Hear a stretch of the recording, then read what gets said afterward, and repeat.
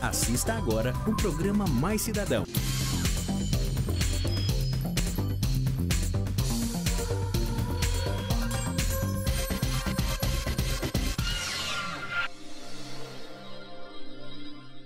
Boa tarde, amigos e amigas do programa Mais Cidadão. Como passaram a semana? Eu e a Silvia Coelho estávamos ansiosos por esse novo encontro. Vai ser um prazer enorme estarmos na companhia de vocês. O inverno ainda não chegou, mas as baixas temperaturas já estão contribuindo para o surgimento de doenças típicas dos dias mais frios, como é o caso das gripes, dos resfriados e das mais diversas doenças respiratórias. Por esse motivo, vamos falar sobre o assunto que está deixando a população muito preocupada: a ação do vírus H1N1 que provoca a gripe A. Com sintomas parecidos com o da gripe comum, a gripe A tem deixado a população em alerta. Em Campinas, até o último dia 3 de junho, foram registrados 13 casos e uma morte. Para entender um pouco mais sobre esse assunto, você não pode deixar de acompanhar a minha entrevista com o Dr. André Ribas Freitas, que é médico epidemiologista do Departamento de Vigilância em Saúde da Secretaria Municipal de Saúde de Campinas. O alerta que ele faz vale para todas as cidades abrangidas pelo nosso programa. E não é só isso, viu? A Silvia Coelho vai levar você para conhecer o Museu de Arte de São Paulo, o popular MASP, um programa obrigatório para os amantes da arte. Considerado um dos museus mais importantes da América Latina, o seu acervo tem mais de 8.000 obras e é tombado pelo Patrimônio Histórico e Artístico Nacional, o IPHAN, desde o ano de 1969. E você confere daqui a pouco no programa Mais Cidadão. Acompanhe agora a minha entrevista com o Dr. André Ribas Freitas, ele que é médico epidemiologista da Secretaria de Saúde de Campinas. Ele vai falar para a gente dos cuidados que nós temos que tomar com a gripe A. Confira! Bom, pessoal, o programa Mais Cidadão recebe sempre sugestões para assuntos da comunidade. E é óbvio, a saúde talvez seja uma das mais importantes. E é por essa razão que nós estamos aqui na Secretaria Municipal de Saúde de Campinas para tratar com o Dr. André Ribas Freitas sobre esse problema da gripe causada pelo vírus H1N1. Obrigado pela sua participação. Qual é a preocupação da Secretaria em relação a este assunto? E, sobretudo, comparando com o ano de 2009, onde nós tivemos uma pandemia, que é uma epidemia em vários países ao mesmo tempo. Como é que está a situação hoje? Olha, primeiro agradecer o convite e dizer o seguinte: a Secretaria tem trabalhado com uma perspectiva de que esse ano houve uma antecipação significativa da circulação do vírus. Isso foi muito bem identificado ao constatar que no final do mês de março já começamos a ter casos, até de óbito, inclusive, pelo vírus H1N1, ou seja, um vírus da gripe. Agora, ainda não existe indícios de que haja uma recirculação, assim, que a gente possa chamar de surto. O que existe, sim, é um aumento da circulação do vírus esse ano e, consequentemente, isso aparece nos nossos indicadores de saúde, ou seja, temos uma incidência maior, né, do que no ano passado e uma ocorrência de óbitos maior do que no ano passado. Em relação à outra gripe provocada pelo vírus H3N2 ou resfriado comum, quais são as diferenças de comportamento da pessoa em termos de sintomas quando ela está atacada pelo vírus H1N1? Veja bem, é importante a gente desmistificar algumas coisas, não é? Não existe diferença entre a gripe causada pelo H1N1 e H3N2. E o vírus B, que são 3 tipos de vírus da gripe, e os 3 podem causar doença grave e, inclusive, levar ao óbito. O que existe, sim, é uma diferença entre o resfriado e a gripe. Não é? O resfriado, geralmente, é uma doença viral também, mas uma doença aguda, que cursa com um sintoma respiratório alto, ou seja, coriza, espirros, né? Geralmente sem sintoma sistêmico, sem febre, né? E é simplesmente uma doença mais localizada, né, na via respiratória alta, ou seja, nariz, espirro, etc. E coriza. Agora, no caso da gripe, já é uma doença que compromete o trato respiratório baixo, ou seja, ela vai ter tosse.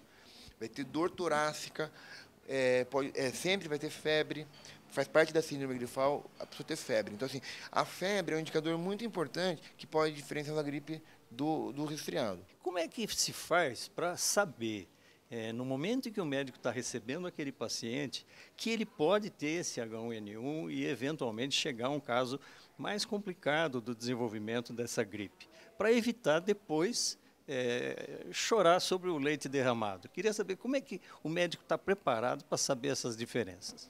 Olha, existem alguns exames específicos que são de imunofluorescência para saber se é uma infecção viral ou não, e particularmente se é o vírus da gripe ou não.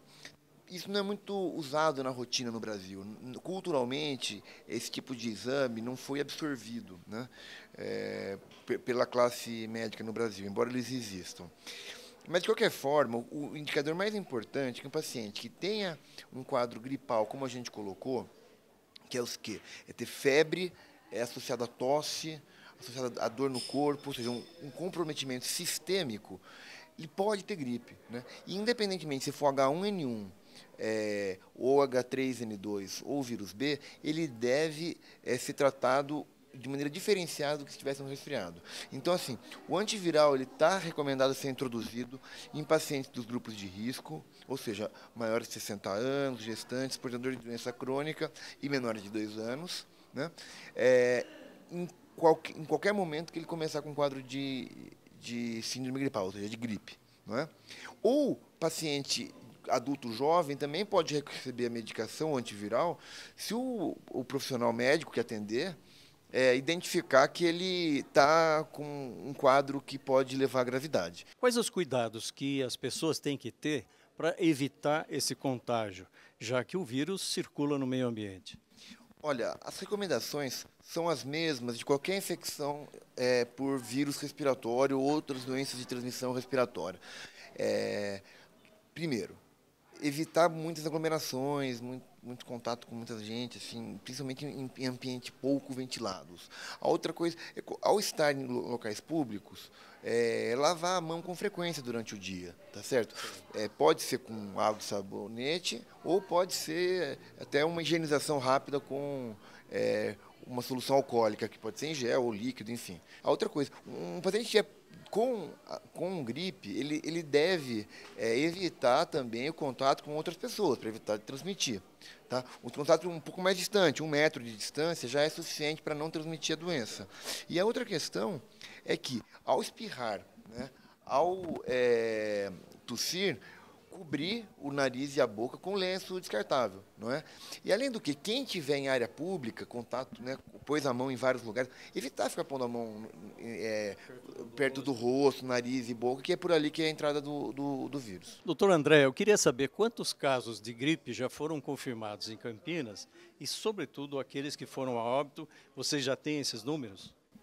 Olha, hoje a vigilância sobre a influenza, ela não trabalha com o número de casos de gripe. É só identificado os casos de formas graves de gripe, que é chamado SRAG, que é a síndrome respiratória aguda grave relacionada ao vírus influenza. Então, ela é uma pequena parte do conjunto geral de pacientes que tiveram influenza no município de Campinas. Então, até o momento, nós temos 13 casos de pacientes que tiveram H1N1, né? E um caso de paciente que teve infecção pelo vírus B e tiveram formas graves, porque é esse que hoje que é objeto da nossa vigilância, são só as formas graves e não o conjunto dos pacientes, porque seria impossível identificar cada paciente que teve influenza. A época da vacinação contra o vírus H1N1 já terminou. Ou seja, aqueles que estavam na situação de maior risco, como gestantes, crianças até 2 anos, pessoas acima de 60 anos, aqueles profissionais que trabalham na área da saúde, tiveram a sua cobertura. Quanto por cento das pessoas foram vacinadas daquele conjunto que era o plano das secretarias de saúde? A campanha conduzida pelo Ministério da Saúde, não é?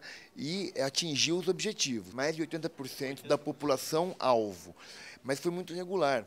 Isso ainda preocupa um pouco, não é? Existe ainda uma baixa participação das gestantes. Então, na verdade, houve